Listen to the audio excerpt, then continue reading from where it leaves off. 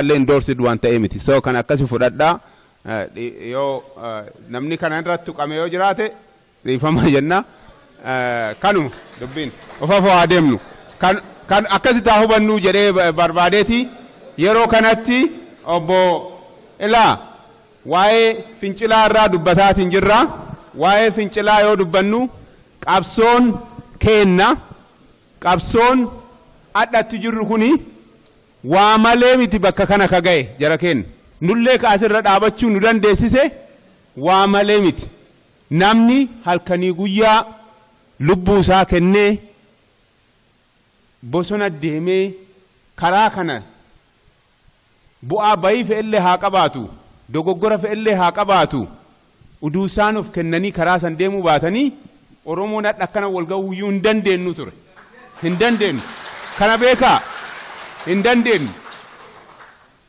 baay'ee jarjarraa namatti quba qabuuf kun amala waa yoo dhabnu haa ta'u malee uduu namoonni nu dura turan fakkii nuuf ta'an nu geggeessaa turan gariin isaanii ammallee itti jiran gariin isaanii qaama isaanii itti dhaban kanniin yeroo akkati yaadannu kana irraanfachuun barbaachisaa miti kanaaf yeroo kanatti obbo Jamaal Said as dhufee jidduu keennatti adhallee ka argaman sadarkaa geggeessaatitti qabsoo ummanni Oromoo ufafoo tarkaanfachuu qaba jedhaniitiin katti jiran afeerraa kana ofitti fudhachuun jidduu keennatti kabajaa ummata Oromootiif ka argamani akka maqaa konvenshinii kanaatiin baga nagaan dhuftan jedhuun waan san irra dabarree dhiifamallee nu godhaa akka jedhu obbo Jamaal Said asitti waama obbo Jamaal Said durataa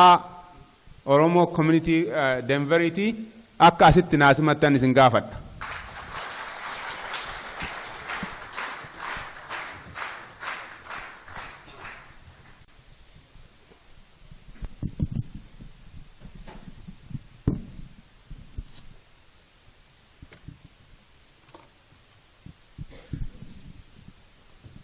السلام عليكم نقبلتني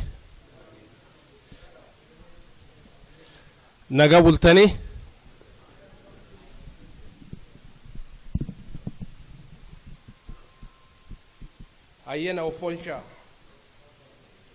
نوفلشا بريدا دران درسي hirmaattotiin yaa'ii kanaa baga nagaan dhuftanii isiniin jedha itti aansuudhaan nuti sadarkaa jiru kanarratti dogongora keenna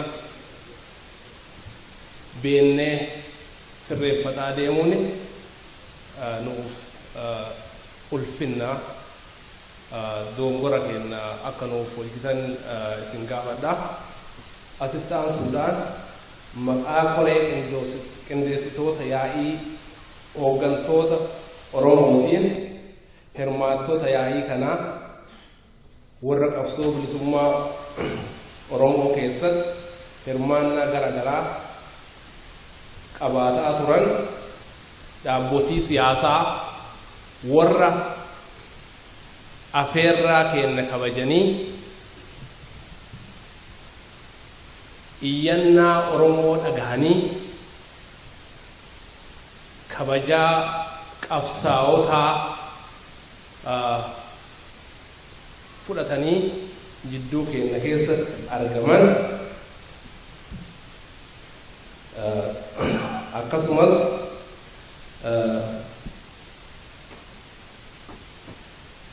qaama siyaasaa garaagaraa akka naaf garaafatan barbaada kanneen keessaa bu'uursitoota qabsoo bilisummaa Oromoo akkanaaf galatoomfatan barbaada.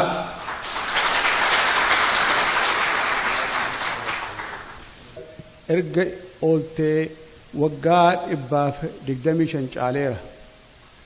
Amma utuu haasofnuu guyyaa guyyaatti kumaatamatu ari'amaa qabamaa hidhamaa reebamaa ajjeefamaa jira. Dhiiga hedduutu dhangala'aa jira. Maatii kumaatamatu bosona keessa bula. Oromoon garbummaa kana jalaa ba'uuf tokko ta'eera.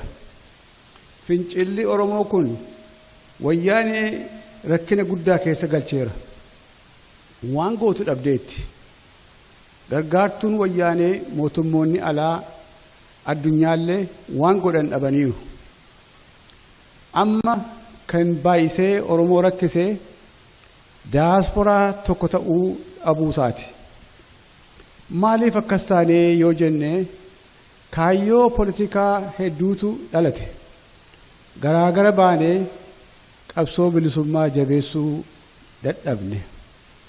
Mootummoota addunyaatti illee afaan tokkoon dhibee keenya himachuu hin dandeenye. Mootummoonni addunyaa akka saba tokkootti nu ilaalanii nutti haasa'uu hin dandeenye. Alatti nu dhiisanii diinota keenya wajjin haasa'uutti jiru. Kun immoo garbummaa jalatti nu deebisuu hin oolu. Kun yeroo nuun kennu.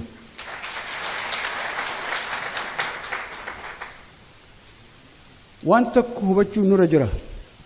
Tokkummaa kan nu dhabsiise siyaasa paartilee gidduu jiruudha. Qabsoo siyaasaa hojjechuun biyya dhaqanii uummata gidduutti yoo argaman duwwaadha.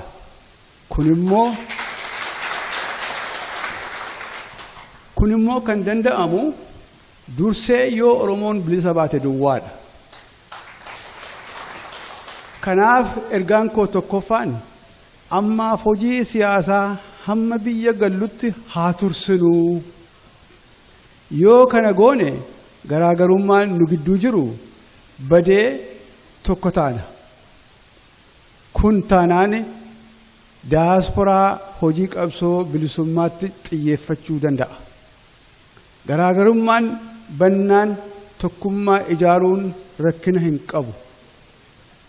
Ergaan koo lammaffaan immoo hojii politikaa ammaaf erga tursinee booda hatattamaan tokkummaa keenya haa ijaarru.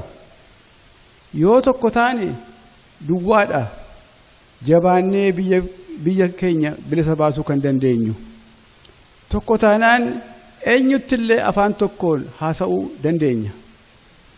Mootummoonni addunyaa immoo waa'ee Itoophiyaa yeroo haasa'an nuunis dabalanii haasa'uun dirqamatti ta'a. Nutis dhibee Oromoo himannee gargaarsa nu barbaachisu argachuu dandeenya. Kun immoo diina ofirraa kaasuuf hedduu nu gargaara. Karaa gara biraa immoo uummanni biyyaa daasporaan tokko ta'eera jedhanii yommuu dhaga'anii hedduu gammadee jabaata. Kanaaf amma dirqamni inni jalqabaa tokkummaa Oromoo ijaaruudha. Egaa yaa obboleeyyan koo kanarratti walii haa gallu. Qulfiin bilisummaa amma nu harka jiraachuusaa shakkii hin qabu. Kanatti erga amannee kaayyoo kana fiixaan ga'uudhaaf kan nu gargaaru mee si'a tokko ol ka'aatii waadaaf kakuu Oromummaa haa labsannu. Na duukaa jedhaa. Ani Oromoodha. Jalqabaa hamma dhumaatti. Oromummaan eenyummaa kooti. Hunda dursee kan natti caalu Oromummaa kooti. Oromummaa nan kabaja. Nan jaalladha. Ittan boona. Aadaan Oromoo aadaa kooti. Oromiyyaan biyya Oromooti. Abbaayii fi raayyaadha. Hanga Keeniyaatti. Suudaanii hanga Sumaaleetti. Oromummaan bu'uura tokkummaa Oromooti. Tokkummaan hundee bilisummaati. Nagummaaf badhaadhuma Oromootiif Waaqa nan kadhadha. Eenyummaa Oromoo kabachiisuuf dirqama koon godhadha.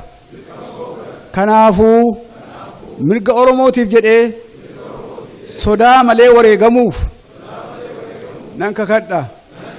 Ulfaadhaa.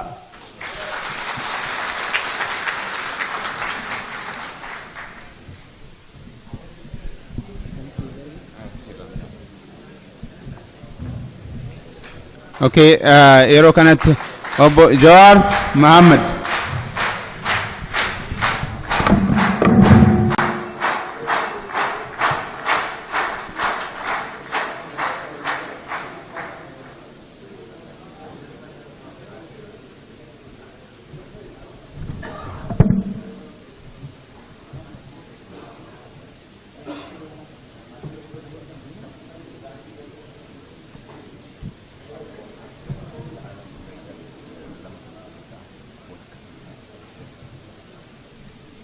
Akkam bultan yoo akka kiyyataatan kun isa dabballee hirribaa isin kaasu hunda dura manguddoota teenyaa keessattuu kareefu sun very touchy obbo Tasfaa umrii keessa rabbi nuuf haa dheeressu bu'uureessitoonni keenya as keessa jirtan hangayyoonni miidhagina keenya hedduun ulfaadhaadha waa'ee proosiijara godhuu deemnu ittiin haasaya. San duratti Oromootiyya isinirrallee beeku isinin gorfadha. Osoo wal abaaruun bilisa nu baase qaata bilisa baane.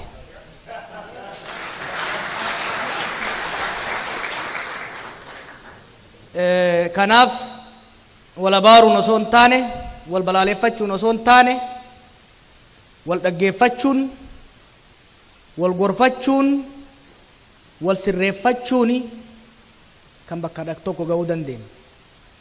Asittillee kan wal geenye ilma Oromoo, intala Oromoo, hayyuu Oromoo, dhaaba Oromoo kamiyyuu xiqqeessuudhaaf balaaleffachuuf miti. As ka dhufne as ka jirru Oromummaa guddifachuuf. As ka jirru Oromiyaafi. Oromummaaf Oromiyaan tanu cufaati.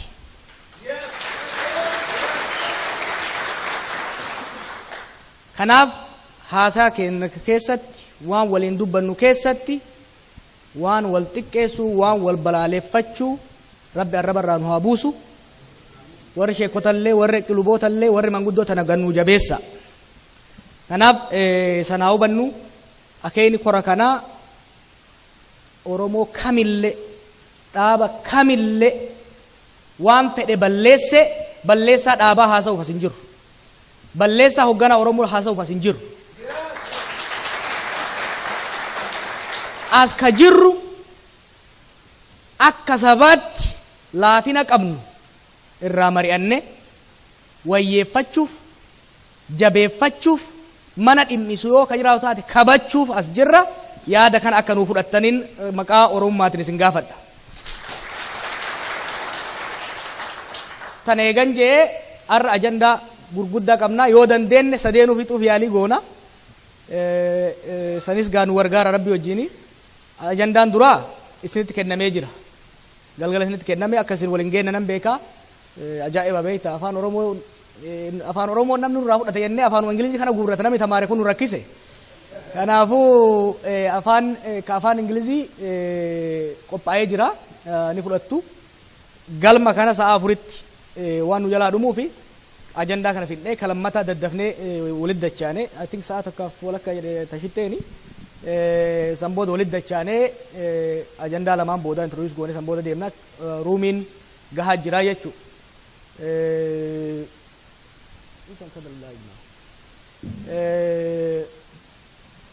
Amma akkuma kaleessan goona qoodumsi silaa balbala. Ergaan koo lammaffaan immoo hojii poolitikaa ammaaf erga tursinee booda hatattamaan tokkummaa keenya haa ijaarru. Yoo tokko taane duwwaadha jabaannee biyya keenya bilisa baasuu kan dandeenyu. Tokko taanaan eenyuttillee afaan tokkoon haasa'uu dandeenya. Mootummoonni addunyaa immoo waa'ee Itoophiyaa yeroo haasa'an nuunis dabalanii haasa'uun dirqamatti ta'a.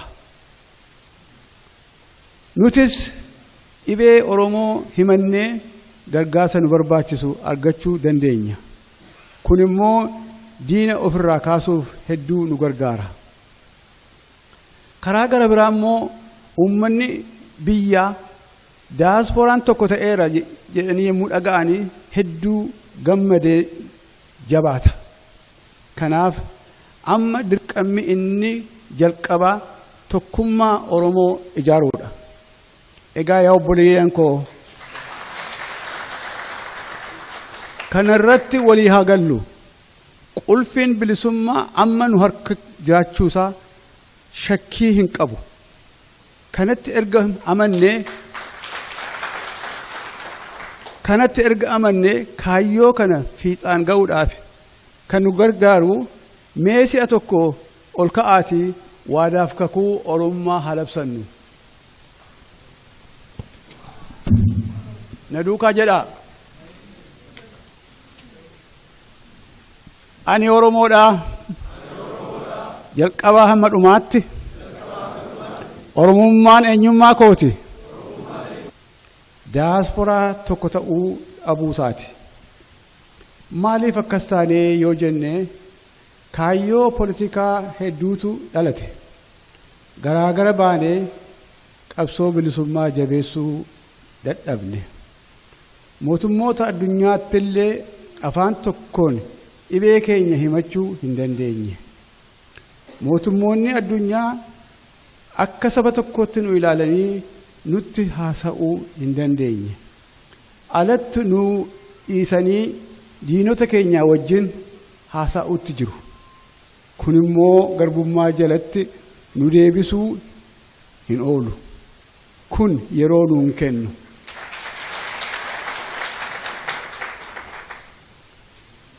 Waan tokko hubachuun nurra jira. Tokkummaa kan nu dhabsiise siyaasa paartilee gidduu jiruudha. Qabsoo siyaasaa hojjechuun biyya dhaqanii uummata gidduutti yoo argaman duwwaadha.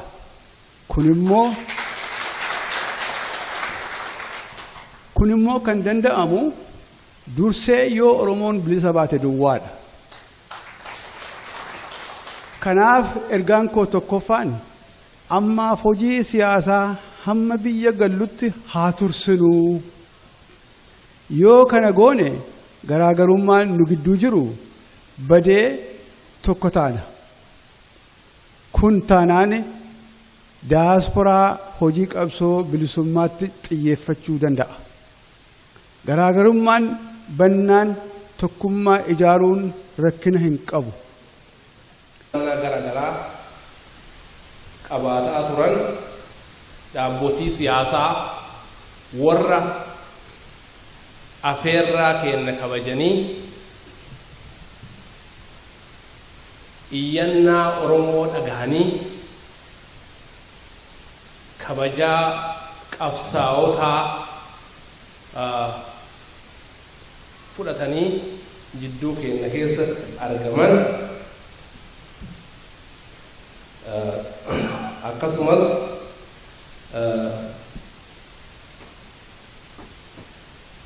qaama siyaasaa garaagaraa akka naaf garagalfattan barbaada. Kanneen keessaa bu'uursitoota qabsoo bilisummaa Oromoo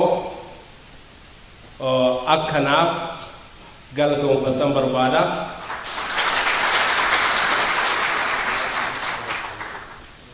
Erga ooltee waggaa 125 caaleera. Amma utuu haasofnuu guyya guyyaatti kumaatamatu ari'amaa, qabamaa, hidhamaa, reebamaa, ajjeefamaa jira. Dhiiga hedduutu dhangala'aa jira. Maatii kumaatamatu bosona keessa bula. Oromoon garbummaa kana jalaa ba'uuf tokko ta'eera. Fincilli Oromoo kun wayyaanee rakkina guddaa keessa galcheera. Waan gootu dhabdeetti. Gargaartuun wayyaanee mootummoonni alaa addunyaallee waan godhan dhabaniiru.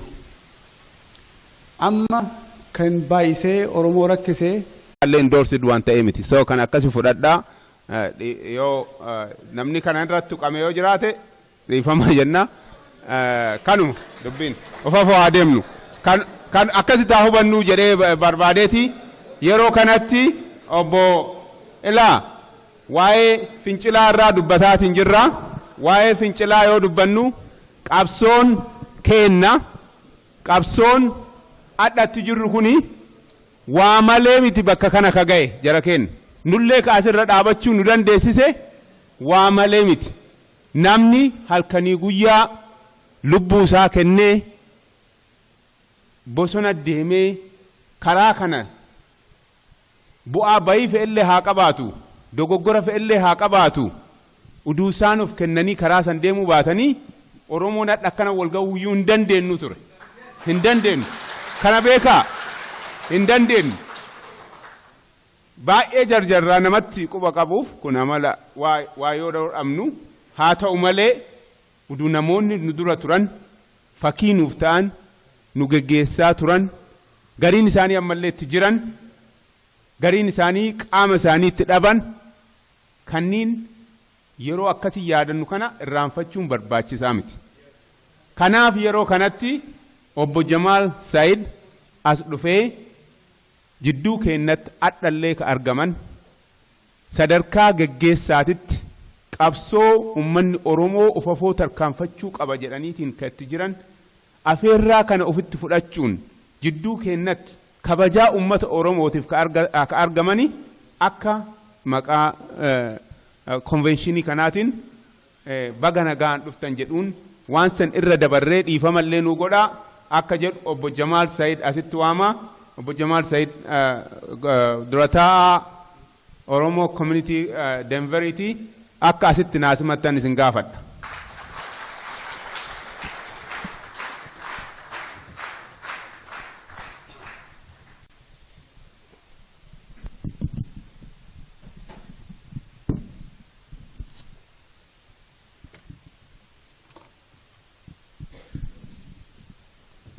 السلام عليكم نقبلتني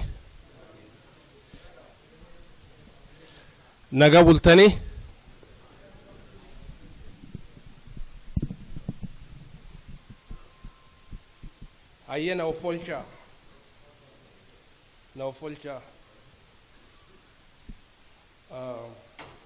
بريدا duraan dursee hirmaattotiin yaa'ii kanaa baga nagaan dhufanii isiniin jedha itti aansuudhaan nuti sadarkaa jiru kanarratti dogongora keenna beennee sirreeffataa deemuun nuuf ulfinna dogongora keenna akka nuuf walgitan isin gaafadha asitti aansuudhaan maqaa koree qindeessitoota yaa'ii hooggantoota Oromootiin hirmaattota yaa'ii kanaa warra qabsoo bilisummaa Oromoo keessatti hirmaatan